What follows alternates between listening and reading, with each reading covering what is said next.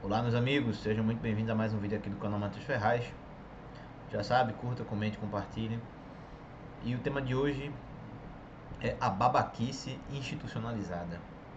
Na verdade deveria ser um texto, mas dada a minha preguiça atual, eu decidi inverter a ordem e primeiro fazer um vídeo e depois escrever. Mas quero de toda forma reduzir a termo o que eu vou dizer aqui e desenvolver mais o meu raciocínio. E o que me motivou a escrever esse texto foi a observação de alguns fatos e um trecho do Hípias Menor de Platão, que eu vou ler agora para vocês. É o 372c, para quem quiser procurar a fonte. Não há certamente prova mais decisiva de ignorância que estar em desacordo com tantos sábios. Por outro lado, possuo um único e maravilhoso bem que me salva. É que não corro ao procurar aprender, mas pelo contrário informo-me, interrogo e tenho para com aqueles que me respondem uma extrema gratidão. Gratidão que nunca escondi a quem me ensinou, pois nunca neguei ter aprendido isto ou aquilo, fazendo passar o que me ensinaram por invenção de minha lavra. Pelo contrário, presto homenagem ao saber daquele que me ensinou e revelo o que aprendi com ele. E, somada a essa citação, eu percebi algumas coisas nesse mundo do marketing digital. Quem usa o Instagram com certa frequência já se deparou com vários influenciadores que tratam o seu seguidor quase como um cão pavloviano que deve reagir a estímulos condicionados. Você vê pela acidez com que as respostas são dadas e muitas vezes a postura de superioridade que o dono do perfil tem para com o seu seguidor. E isso é algo muito interessante, porque é o contrário da ética intelectual que as pessoas devem seguir se elas querem se dedicar à vida de estudos. Porque o que você procura fazer sempre, citar as fontes de que você se valeu, referenciar aquelas pessoas que serviram de inspiração a você e deixar bem clara a demarcação entre o que é ideia sua e o que é ideia da outra pessoa. E, obviamente, ter uma atitude de humildade, de dizer que você não é o senhor de todas as verdades, que você tem um horizonte de conhecimento limitado e que busca sempre, pelos meios possíveis, expandi-lo. Mas o que a gente vê na internet é o contrário. É uma postura de Hípias. Se vocês tiverem a oportunidade, leiam Hípias Maior e Hípias Menor, de Platão, e vocês vão ver que ele se parece com um certo coach que foi candidato a prefeito nas últimas eleições pela cidade de São Paulo. E o Hípias é o arquétipo dessa pessoa que diz saber de tudo e que tem resposta para todos os problemas. E é uma atitude essencialmente sofística, porque não há, de fato, uma reverência para com as outras pessoas, para com os colegas estudiosos. Não há aquele desejo de compartilhar o conhecimento que o Pontes Miranda fala do quanto despótico zero da ciência. Por quê? Porque o conhecimento científico ele não é um conhecimento pautado num poder da força, e sim no poder do argumento, no poder da verdade contida nas suas premissas e, óbvio, no modo pelo qual você faz a inferência. E não simplesmente por questões de amizades, questões de estética, que aqui no Brasil também preponderam. E a gente vê exatamente o contrário. Eu acho que essa concepção do ponto despótico zero do Pontes Miranda, ela hoje talvez não resistisse, principalmente com todos os desenvolvimentos da filosofia da ciência depois que o Pontes Miranda morreu, principalmente com um Thomas Kuhn, um Feyerabend, por exemplo, autores que o Pontes Miranda não acompanhou.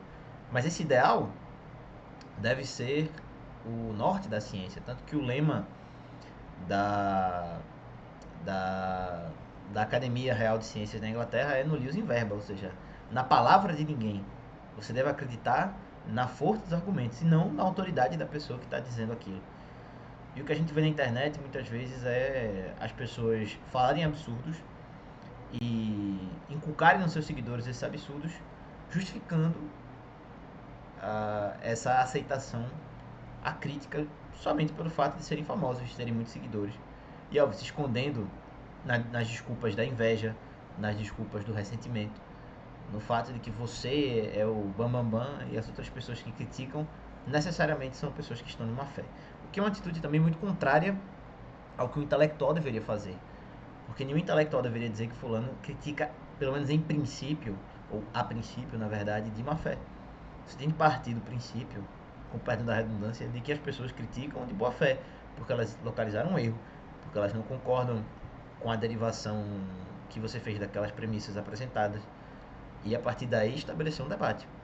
Mas o Instagram é um ambiente que, pelo modo como é desenhado, ele traz uma assimetria entre seguido e seguidor. Você não consegue debater de igual para igual porque você vai debater no perfil da pessoa.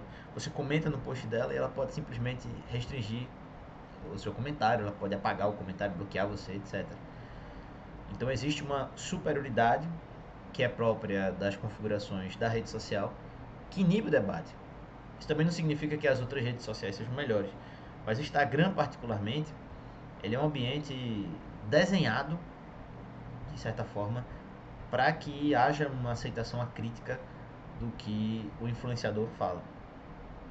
E hoje em dia, quando as pessoas têm uma dificuldade enorme em analisar as coisas, em juntar, em fazer associações entre o que foi dito ontem e o que é dito hoje, e tentar localizar uma contradição, e em que os próprios influenciadores renunciam a essa responsabilidade, e pelo menos, se não apresentar uma linha coerente de raciocínio, ao menos justificar a mudança de ideia, simplesmente segue em frente e prefere silenciar as pessoas que apontam algum erro na linha de raciocínio deles. Por isso que eu disse, é uma babaquice institucionalizada, porque há quase que uma licença para ser babaca, uma obrigação de ser babaca, porque se o seguidor vir que você é bonzinho demais, ele não vai comprar. O seguidor não gosta de alguém que é bonzinho demais, ele gosta de pessoas que são babacas. Porque se ele não for a pessoa da vez, ele vai dar risada, ele vai achar aquilo ali divertido. Ele não vai se perguntar se ele poderia ser aquela pessoa escrachada. Ele simplesmente acha divertido e segue a vida dele. Olha aquele print, vai lá, comenta no grupo do WhatsApp e vida que segue. Por quê? Porque ele não é a vítima da vez. Talvez se ele fosse o objeto desse escarnecimento, ele teria uma outra concepção. Mas não é o que acontece. Geralmente a gente vê que as pessoas sempre pensam que elas são especiais e que elas não vão passar por isso. Ou, se elas passarem por isso, elas vão, numa atitude de dissonância cognitiva, procurar justificativa, dizer que o errado da história sou eu. Ou elas vão tentar, num esforço inútil, porque a própria pessoa não busca isso, conciliar, às vezes, o inconciliável.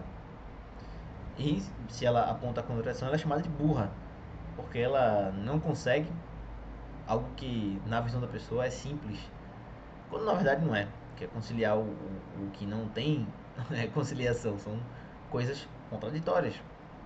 São coisas que se anulam a si mesmas.